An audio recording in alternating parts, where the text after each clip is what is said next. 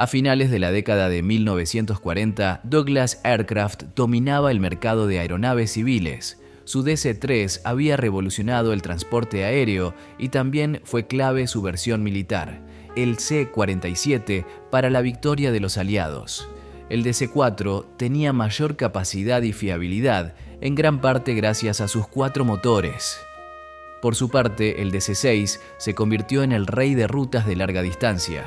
Su cabina presurizada y motores Pratt y Whitney Double Wasp ofrecían altitudes de crucero más altas y por ende mayor velocidad y alcance.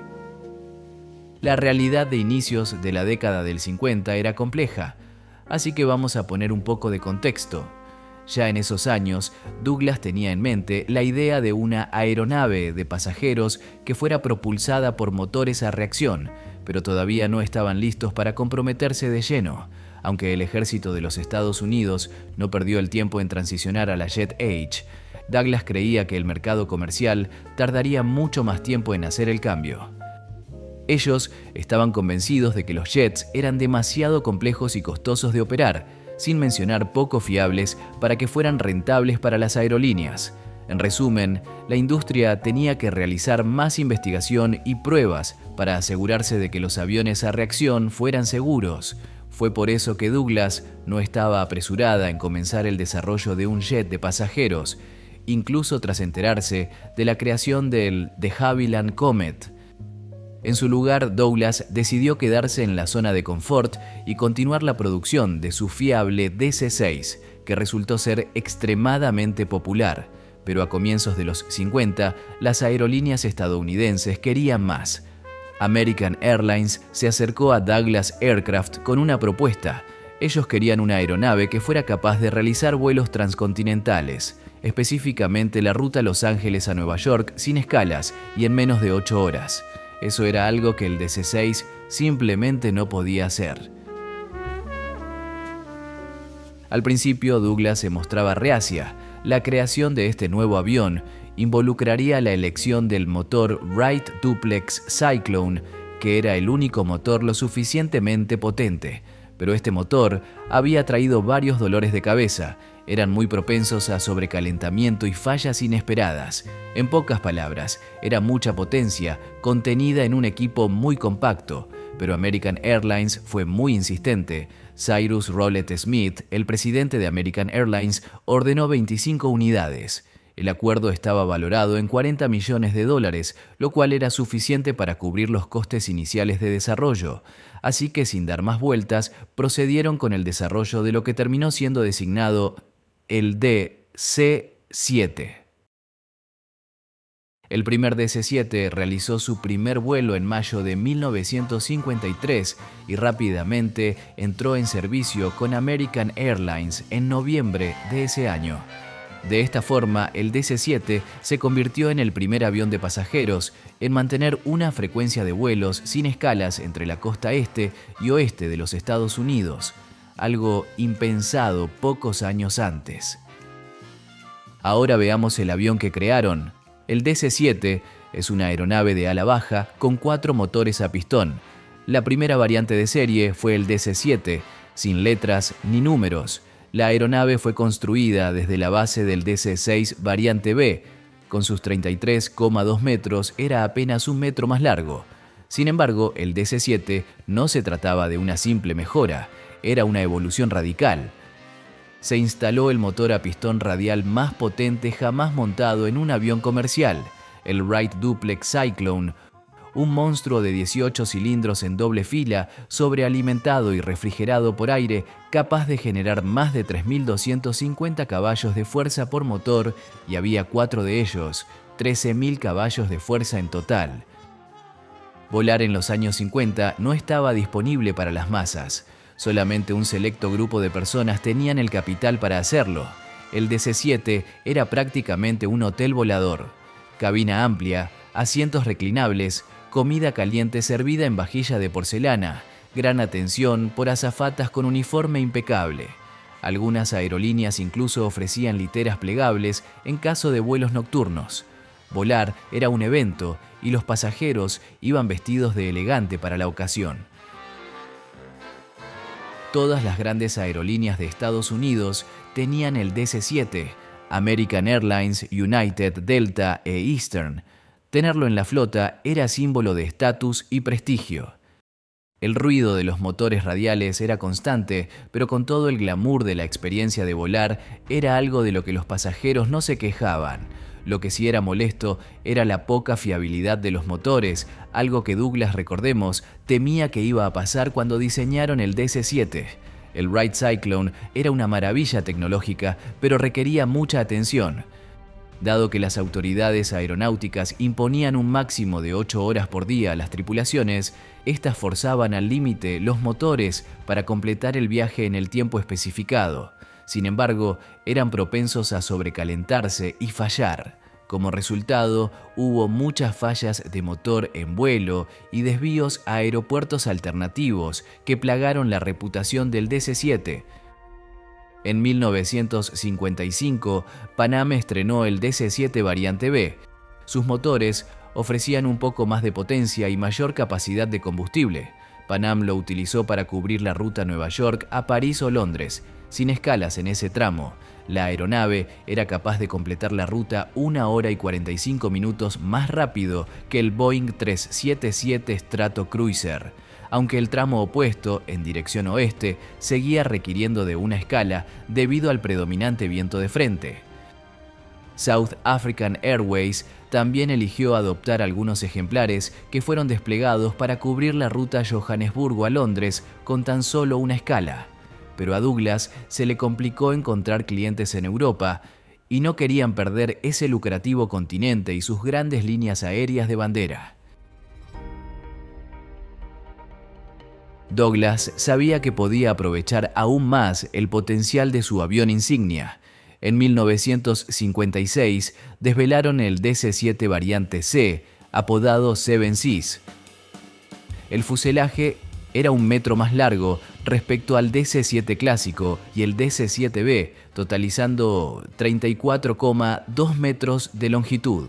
Otra modificación importante fue la incorporación de 2 insertos de ala de 1,5 metros cada uno, que cumplieron el propósito de brindar mayor capacidad de combustible y también hacer que la cabina fuera más silenciosa al desplazar los motores más hacia afuera, por lo que el DC-7C se extendía a 38,9 metros de punta a punta de ala y alcanzaba una altura de 9,6 metros. Para los estándares de la época era una aeronave de gran porte. El peso máximo de despegue era de casi 65 toneladas, de los cuales hasta 29.620 litros eran de combustible. Con el propósito de dominar los 7 mares, como decía su apodo, el alcance ascendió hasta las 4.900 millas náuticas o 9.070 kilómetros, una cifra impresionante para una aeronave de la época, sin mencionar el hecho de que estamos hablando de un avión con motores a pistón. Los 4 motores a pistón radiales Wright Cyclone fueron actualizados para poder entregar hasta 3.400 caballos de fuerza cada uno. Esto permitía al DC-7 alcanzar altitudes de crucero de hasta 25.000 pies, casi 8.000 metros, y velocidades de crucero de más de 300 nudos o 555 kilómetros por hora. Era el avión más rápido de su clase por un buen margen. Para refrigerar estos 4 monstruos había capacidad para 930 litros de aceite. El DC-7 variante C fue la primera aeronave capaz de realizar de forma fiable y rutinaria ambos tramos por el Atlántico Norte sin escalas. Esta cualidad llamó la atención de muchas aerolíneas, no solo de Estados Unidos, sino también del continente europeo. La British Overseas Airways Corporation, de la cual hicimos un video en el canal, se hartó de esperar el Bristol Britannia y compró algunos DC-7 para no perder presencia en rutas transatlánticas. El banco volador Swissair también adquirió algunos ejemplares. La aerolínea de la corona neerlandesa, KLM, contaba con el DC-7 para sus vuelos de larga distancia. Scandinavian Airlines System, o SAS, los desplegó para cubrir la ruta ártica Copenhague a Tokio vía Anchorage.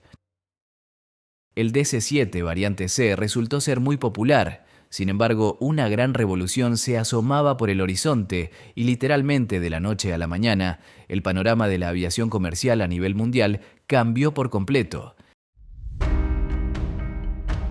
En 1958, el Boeing 707 entró en servicio. La aparición de este avión fue un gran golpe para Douglas y todas las aeronaves a pistón. El jet simplemente era imbatible en todo sentido, velocidad y altitud de crucero. Ni el grande de los 7 mares le pisaba los talones al 707. Como mencionamos al principio del video, Douglas estaba al tanto de la idea de crear un avión con motores a reacción, pero estaban escépticos a la idea de que la transición a la Jet Age fuera tan rápida. El desarrollo de los motores a reacción estaba en su infancia. En cambio, las hélices llevaban décadas propulsando aviones y no había razón urgente para tirarlas por la borda. Pero solo por las dudas, Douglas empezó el desarrollo de lo que sería el DC-8 en 1952, antes de que el DC-7 volara por primera vez. Sin embargo, los estudios y desarrollo se llevaron a cabo de forma muy lenta. En definitiva, el DC-8 no era su prioridad. De hecho, Douglas consideró una versión turbohélice del DC-7, la variante D, que al final nunca salió de los planos. Por el contrario, Boeing, tras el fracaso del 377 Stratocruiser, se lanzó de lleno en una apuesta de $16 millones de la época, con el objetivo de crear el primer avión a reacción de pasajeros exitoso del mundo. Así que en 1954, cuando desvelaron el prototipo Dash 8 y empezaron a tomar pedidos, Douglas estaba bastante atrasada con su DC-8 y tuvieron que apurarse para no perder clientes o, peor aún, la relevancia indiscutida que les había tomado décadas construir. Al final de cuentas, el DC-8 entró en servicio en septiembre de 1959, casi un año exacto después que el 707, por lo que perdieron un tiempo considerable por no tener la visión sobre hacia dónde se estaba alineando el futuro. ¿Y cómo impactó esto en el DC-7? Bueno, en 1958 salió de la fábrica el último ejemplar, el número 338. Si lo comparamos con su predecesor, el DC-6, del cual se vendieron más de 700, fue un fracaso. Fue también en esos años que muchas aerolíneas lo sacaron de servicio. Así es, tras apenas 5 años de operación. Los problemas de fiabilidad con los motores pesó mucho en esta decisión, pues muchos DC-6 continuaron transportando pasajeros unos cuantos años más en plena Jet Age. Aunque la historia del DC-7 no terminó ahí. En 1959, Douglas empezó a ofrecer planes de conversión del DC-7 a cargueros. La transformación implicaba remover la mayoría de las ventanas de la cabina de pasajeros y agregar 2 grandes puertas de carga, una adelante y otra atrás. De esta forma apareció la última variante, el DC-7F. Cualquiera de las 3 variantes de pasajeros podía ser sometida a la conversión. Esto extendió la vida útil de los DC-7, algunos de los cuales siguieron en servicio durante décadas. De hecho, un ex ejemplar de Eastern Airlines rehizo su vida tras ser convertido en una aeronave de lucha contra incendios. Siguió volando de forma activa hasta octubre de 2020. Su último aterrizaje marcó el fin del DC-7 en el aire. Ahora solo 5 ejemplares están exhibidos. El Douglas DC-7 no fue solo un avión más en la línea de montaje de Douglas, fue el punto culminante de toda una era. Representó el máximo potencial de los grandes cuatrimotores a pistón, cuando volar todavía tenía algo de aventura, elegancia y hazaña tecnológica, porque antes de los jets, antes de la velocidad supersónica, hubo hélices, y el rey de esas hélices fue el DC-7. Aunque los reactores rápidamente lo eclipsaron, su legado permanece como el último gran rey de las hélices, el avión que llevó a la aviación clásica hasta su límite y conectó continentes justo antes de que el mundo entrara en la Jet Age. El DC-7 no marcó un final, marcó la despedida gloriosa de una época irrepetible.